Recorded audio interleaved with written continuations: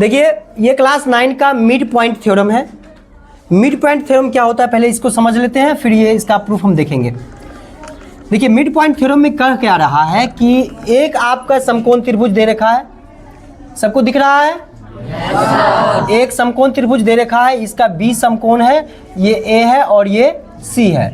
और कह रहा है थ्योरम में कि जो कर्ण है, कर्ण का मध्य बिंदु एक आपका डी है, इसका मिड पॉइंट दिया हुआ ये। और अगर बी को डी से मिला देते हो तो ये जो बी डी होगा, ये बी डी ये ए सी का आधा होगा यानी हाफ होगा। ये प्रूफ करना है, इसका उपयोग करके आप सवाल बना सकते हैं। तो आइए इसको प्रूफ करने के लिए हमने क्या किया है, ये दिया हुआ था कि ए बी सी एक समकोण त्रिभुज है और ए सी का मिड पॉइंट क्या है, डी है। तो हमने ए सी का मिड पॉइंट क्या ले लिया, डी, बोलो डी ले लिया। और ये बी डी हुआ। हमने क्या किया, ये जो दिया हुआ है इसको हमने लिखा given triangle A B C में डी क्या है, मिड पॉइंट है। तो हमने डी मिड पॉइंट ले लिया। उसके बाद ए सी, ये जो डी है वो किसका मिड पॉइंट है, ए सी का, यही बात लिखे। और एंगल बी के बारे में लिखे कि ये 90 डिग्री है। प्रूफ क्या करना था, बी डी आपका ए सी का आधा होगा, यही प्रूफ करना था, वो भी हमने लिख लिया।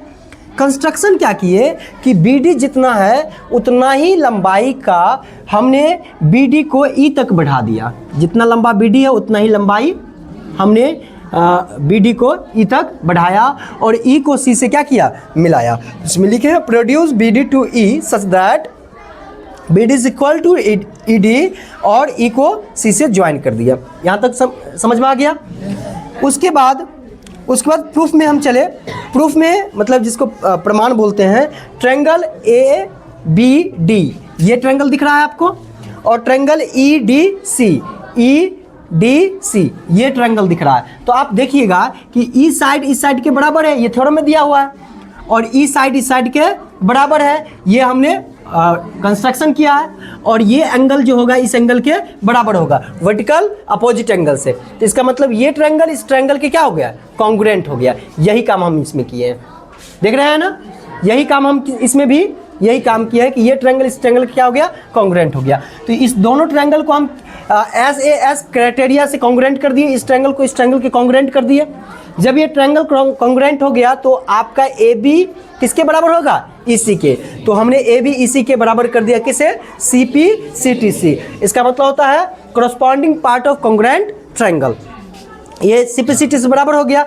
अब अगर ऐसा हो गया, ये दोनों बराबर हो गया, तो ये एंगल भी इस एंगल के बराबर हो जाएगा। क्यों, क्योंकि ये दोनों तो कॉन्ग्रुएंट ट्रायंगल है, तो कॉन्ग्रुएंट है तो ये एंगल इस एंगल के बराबर होगा। तो यही किए हम, angle A B D is equal to angle C E D कर दिए, किससे, सी पी सी टी से। तो ये कॉन्ग्रुएंट हो गया। और जब ऐसा हो गया है तो ये आप गौर से देखिएगा, तो ये साइड और ये इसको ऐसे मैच कर रहा है और ये एंगल इस एंगल के बराबर है। तो आप कह सकते हो कि अल्टरनेट एंगल भी हो सकता है, ये हो सकता है ना। तो इसीलिए लिखे हम, but this is alternate angle also, ये अल्टरनेट एंगल भी है। जब ये अल्टरनेट एंगल है तो आप कह सकते हो कि ए बी ई सी के पैरेलल है। ए बी किसके पैरेलल हो जाएगा, ई सी के पैरेलल। तो ए बी पैरेलल हमने क्या कर दिया, ई सी। और आप जानते हैं कि पैरेलल, जो दो साइड पैरेलल होते हैं उसके इंटीरियर जो एंगल होते हैं उसका सम कितना होता है, 180 होता है। तो यहाँ लिखे, we know that the sum of alternate angle of two parallel lines are 180 degree. जो मतलब अगर मान लीजिए ये है तो इसके वन साइड के, इसको अंत एकांतर कोण बोलते हैं, मतलब इंटीरियर अल्टरनेट एंगल। तो इसके इंटीरियर अल्टरनेट एंगल का जो सम होता है वो कितना होता है, 180 डिग्री होता है। तो यहाँ पर आप इंटीरियर लिख सकते हैं, we know that the sum of the interior alternate angle of two parallel lines are 180 degree. तो लिख दिए, इसका मतलब ये कोना और इस कोना का सम कितना होगा, 180 डिग्री। तो यही बात हमने यहाँ पर लिख दिया। अब चूंकि ए बी सी आपका 90 डिग्री दे रखा था, थ्योरम में ही दे रखा था, तो हमने ए बी सी को कितना डिग्री लिखा, 90 डिग्री। और यहाँ से ई सी बी आपका कितना हो गया, 90 डिग्री। यानी इस एंगल को भी हमने क्या बना लिया, 90 डिग्री। अब हम दो ट्रायंगल में चले, ए बी सी। आप ट्रायंगल देखिए ए बी सी, ये बड़ा सा ट्रायंगल दिख रहा है ना, और एक ट्रायंगल आप चलिए बी ई सी, यानी बी ई सी, ये बड़ा सा ट्रायंगल आप देख सकते हैं। ये 90 डिग्री का एंगल है, ये भी 90 डिग्री का एंगल है।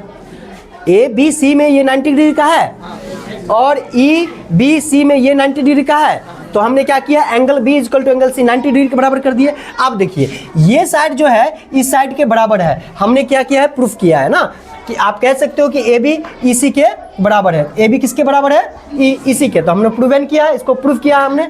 और एक बात बताइए कि बी सी जो है ए बी सी में भी है और बी ई सी में भी, ए बी सी दोनों में है, तो B C equal to B C लिख दिए, ये कॉमन पॉइंट है। क्या है, कॉमन पॉइंट है।